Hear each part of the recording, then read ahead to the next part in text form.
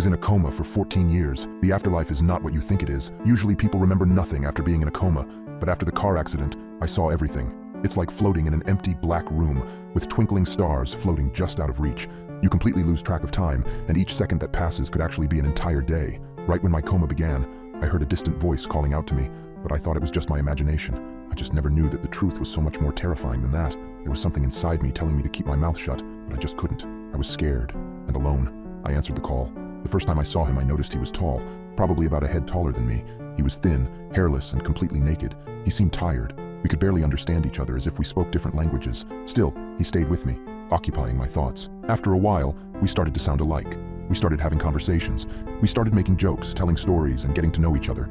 There was just the sensation of having him there, of having company in the nothingness. Still, a few of his words stood out. "I'm nobody," he said once. "In so many ways, I'm nobody. And sometimes you are too." So that's what I called him, the nobody. As time passed, I realized I'd made a mistake. As my body struggled to wake up, the nobody tried his best to keep me around for just a little longer. He wanted a friend and companion in the dark, someone to get to know and share his experiences with. I don't remember what he told me, but I remember how it made me feel. It made me feel dread and existential terror, like there was something I desperately wanted to forget, something I wish I didn't know. Luckily, I don't remember it, but the nobody wanted me to know. He kept telling me these awful things, as if to make me sympathetic to his state of being. He wanted me to give up and just stay there with him, but I wouldn't budge. I was determined to wake up and put this entire thing behind me for however many years I had left to live. He got frustrated, and with every frustration he changed his form. His fingers would grow longer, his arms thinner, his head would grow pale and elongated, his mouth rounder like a leech. On the good days, he'd look like himself. On the bad days, I had to hide, listening to him trying to sense my thoughts in the dark. But the day came when I could finally feel my body again. The stars in that empty void were turning into suns, and blotches of thought were connecting. A finger connected to a hand, connected to an arm, eyes twisting and turning, trying to blink. Then I woke up. Those 14 years just seemed like a murky memory, an afterthought, something I've left behind, but not quite forgotten. I still have certain memories left, clear as day, but none of them as vivid as that of the nobody. If I had artistic talent, I could paint him from memory. I could spot him in a crowd of 100 people. I could have heard a single word in a crowded room, and I'd recognize his voice. To me, he was at the front of my memory, and he still is. During my physical therapy, I brought it up with my nurse. She didn't laugh at me, but didn't take it very seriously either. People have all kinds of experiences, she argued. Some come back speaking different languages or thinking they're someone else. To you, it was all real, but here in the real world, it is not. You are you, and there is no one else. Try to find comfort in that. Of course, I tried, but I couldn't. It started with sleepwalking. Not much and not far, but enough to make me worried. I live alone, and waking up standing in the middle of a cold shower is not something I'd ever recommend. Or waking up with your mouth full of olives, choking on a kernel. I just figured it was a result of my brain damage. I told my doctor about it, but they didn't pay too much attention.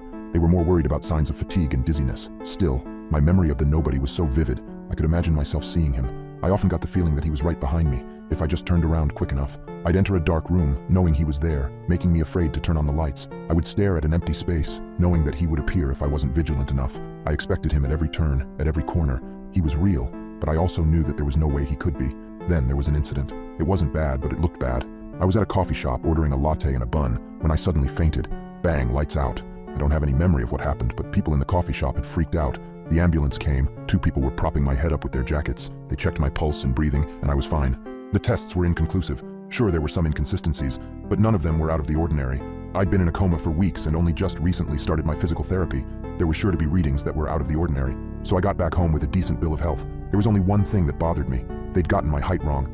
I'm a solid 5'9", but according to the tests, I was at least 6'1". I'd also lost no less than 12 pounds since my last checkup. At first, I thought it was in my head. My fingers were starting to look longer. I was losing a bit of my complexion. I made excuses for all of it, but it wasn't that simple. The next few nights proved that. The sleepwalking got worse. The final straw was waking up in front of the bathroom mirror with the words, "Nobody loves you," written in blood. I'd shaved my head and brushed my teeth so violently my mouth tasted raw flesh. I wasn't even pale anymore. I was pallid. Of course the nobody loves me. I was his only friend in that place between worlds, that hollow, dark place. Over the upcoming weeks, the changes would become more obvious. I'd grow another 2 inches and lose another 20 pounds. My hair didn't grow back, and I lost hair in other places as well.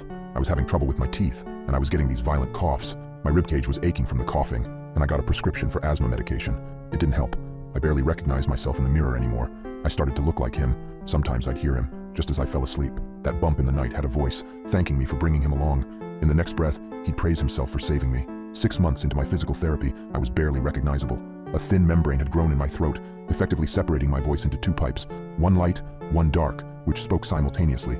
The doctor had a fancy word for it, and we tried to schedule surgery for it, but my insurance wouldn't cover it. It was the kind of condition one does not simply get, but something you just have. Hence, I couldn't have gotten it as a result of the accident. It had to be pre-existing, even though it wasn't.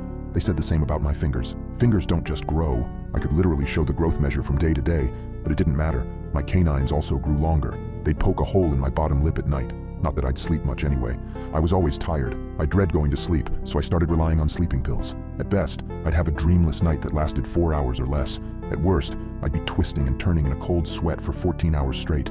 Night and day float together when you live that kind of life, and sometimes he'd come visit me, the nobody. I'd feel his presence lying there next to me, sometimes thanking me, sometimes praising himself. Except now, we had the same voice, the same double-piped voice making us sound like two people speaking at once in a gruesome vibrato. One night as I brushed my teeth, I saw him in the mirror. I could feel my face twisting and turning at his whim. We were having a conversation, wide awake, through my body. He smiling at me through a face I barely recognized as my own. "I'll stop," he made me say. "I want you to be comfortable. Leave me alone," I'd say in a different tone. "Just leave me." "No," he laughed. "We're out. We're free. Just listen to me and it will all be fine." It was the second time I should have ignored him. The second time he called out to me, but I was too tired. I listened. At first, his demands seemed reasonable.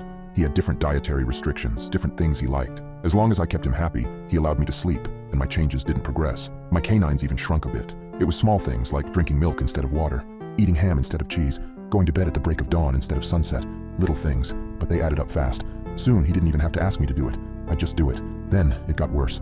He'd want me to take long midnight walks, to stay inside during the day, to turn off the lights and put bed covers over the windows, to eat a raw chicken breast, to eat charcoal, to eat cockroaches, flies, and worms, to sleep in an ice-filled tub, curled up in a ball.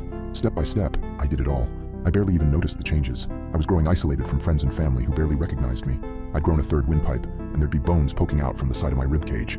My yawns would reveal a mouth twice the size of what I used to have. I tried going back to the doctor, but I heard the nobody scream in the back of my head. I'd just gotten off the bus when I stopped. "I'll bite your tongue off if you don't turn back home." I listened. I tried not to, but I did. I don't know where this will end. My physical therapy came to an abrupt end.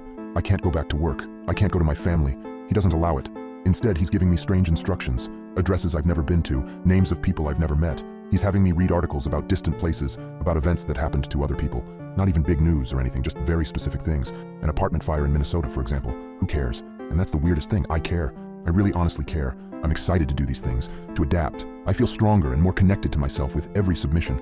I like the taste of the things I eat. I sleep better in the places he makes me stay. And yet I know that isn't me, not the real me. This, right here, this is the real me. These words might be the last part of what it means to actually be me. I don't want to lose myself completely, but I know better than to torture myself against an inevitable conclusion. The nobody whispered truths about what we are and what we mean for weeks. He told me the way things really are and what it means to be human.